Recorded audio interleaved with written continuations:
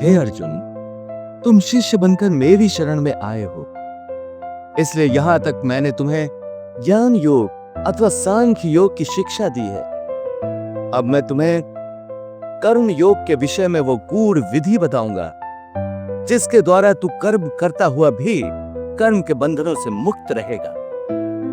सुख दुखे समे कृत्वा लाभा लाभो जया जयो ततो युद्धाय युजस्व नैवं पापम अवाप्स्यसि। हे पार्थ, मैंने यहां तक जीवन मृत्यु की वास्तविकता बताई है कि केवल शरीर ही नश्वर है, आत्मा अनंत और अनश्वर है जो शरीर के मारे जाने पर भी नहीं मरती है। न जायते मृत्यते वा कदाचिन नायं भूत्वा भविता वा न भूयः अजो नित्यः शाश्वतो अयं पुराणो न हन्यते हन्यमाने शरीरे। जो इस आत्मा को मरने वाला समझता है या जो इसे मारने वाला समझता है वो दोनों ही अज्ञानी, क्योंकि आत्मा न तो किसी को मारता है और न किसी के द्वारा मारा जा सकता है। इसलिए किसी के मरने या मारने का शोक किए बिना तू अपना कर्तव्य कर। तेरा धर्म युद्ध करना है, तू अपना धर्म समझकर युद्ध कर। हे मधुसूदन, तुम बार बार इस बात पर जोर दे रहे हो कि मन पर पूरी तरह काबू पालो तो मुक्ति के द्वार खुल जाएंगे, परंतु मन को वश में करने का कोई सरल साधन भी है? साधन तो अवश्य है, सरल भी है, परंतु बड़ा दुष्कर भी है। सरल भी, दुष्कर भी? इसका क्या अर्थ है केशव? इसका अर्थ है कि यदि तुम धीर मति वाले हो, दृढ़ निश्चय वाले हो, तो यह काम सरल है, और यदि तुम्हारी मति धीर नहीं है तो दृढ़ निश्चय नहीं कर सकोगे, और दृढ़ निश्चय नहीं कर सकोगे तो जन्म जन्मांतर तक भटकते रहोगे। ये दृढ़ निश्चय कैसे हो सकता है? विश्वास से। किसमें विश्वास से? परमात्मा में विश्वास से, सत्य में विश्वास से, अपने धर्म में विश्वास से। जब अपने धर्म अर्थात कर्तव्य को जान लोगे तो फिर दृढ़ निश्चय होकर अपने धर्म पथ पर, अपने कर्तव्य पथ पर आगे बढ़ोगे। फिर तुम सुख दुख, हानि लाभ, जय पराजय को एक जैसा ही समझकर अपने पथ से डगमगाओगे नहीं।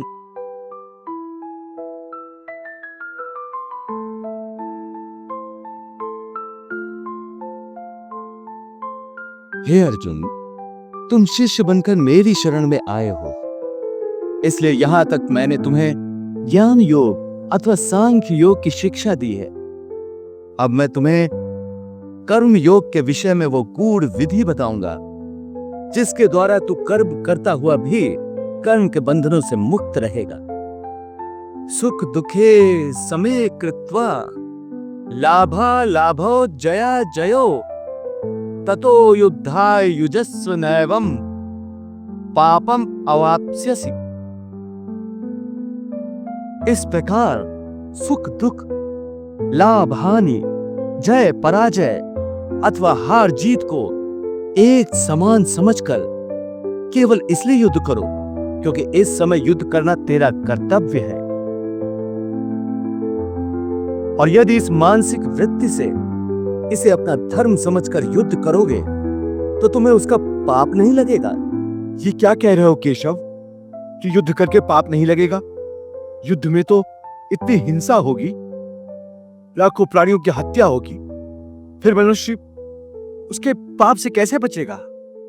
यदि कोई भी कार्य निष्काम कर्म योग की रीत से किया जाए तो न उसका पाप लगता है और न उसका पुण्य मिलता है। निष्काम कर्मयोग? हाँ, निष्काम कर्मयोग। ये कौन सा योग है माधव जो मनुष्य को पाप और पुण्य दोनों से मुक्त कर देता है? ये एक गूढ़ विद्या है पार्थ। जो इसके रहस्य को समझ लेता है वो इस संसार में रहते हुए भी संसार के सारे कर्म करता हुआ भी कर्म फल के बंधन से मुक्त रहता है। ये बड़ी अनोखी बात कर रहे हो केशव। मेरी बुद्धि अभी तक इसको ग्रहण नहीं कर रही। क्योंकि तुम्हारी बुद्धि पर अभी तक आसक्ति का पर्दा पड़ा हुआ है, और जो निष्काम कर्मयोग मैं बता रहा हूं उसकी बुनियाद ही निरासक्ति के आधार पर रखी गई है। हे अर्जुन, इस निरासक्ति योग को समझ लोगे तो तुम्हारे जीवन में पूर्ण शांति आ जाएगी। हे माधव, इस योग की साधना कैसे करते हैं? इस योग के नियम क्या है? उसकी साधना के लिए कोई हजारों वर्षों की तपस्या की आवश्यकता नहीं। इसकी साधना तो एक ही क्षण में हो जाती है। एक ही क्षण में? हाँ, एक ही क्षण में। जिस क्षण में प्राणी अपने मन का रवैया बदल लेता है, वही क्षण। परंतु हे केशव, कोई भी मनुष्य एक ही क्षण में आसक्ति को कैसे छोड़ सकता है? जब वो कर्म करता है तो उसके फल की आसक्ति तो उसे कर्म का हिस्सा होती है, जिसके अंतर्गत फल पाने की इच्छा से ही कर्म करता है। हे अर्जुन, बस यहीं से निष्काम कर्मयोग की साधना शुरू होती है।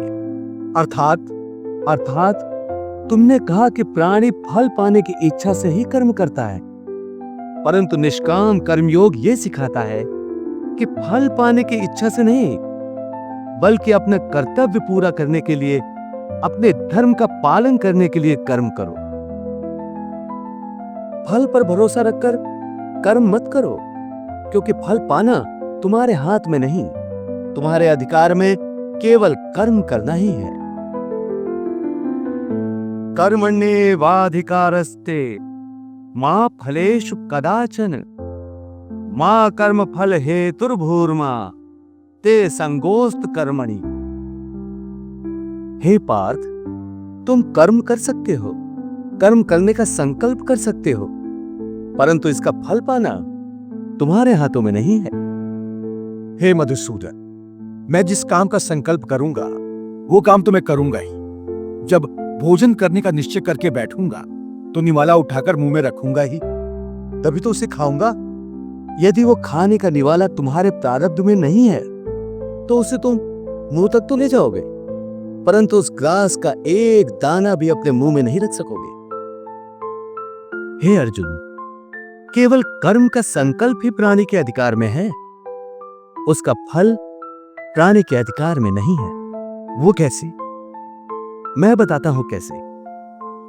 पार्थ, तदिक उस दृश्य की कल्पना कि नगर धनवान के सामने बड़े स्वादिष्ट भोजन की थाली परोसी गई है।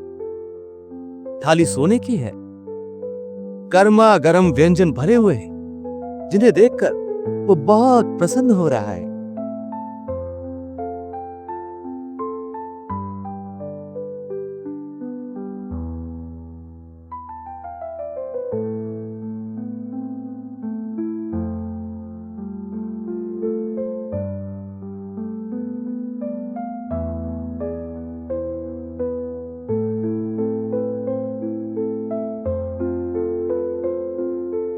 वो बड़ी प्रसन्नता से पहला निवाला उठाता है।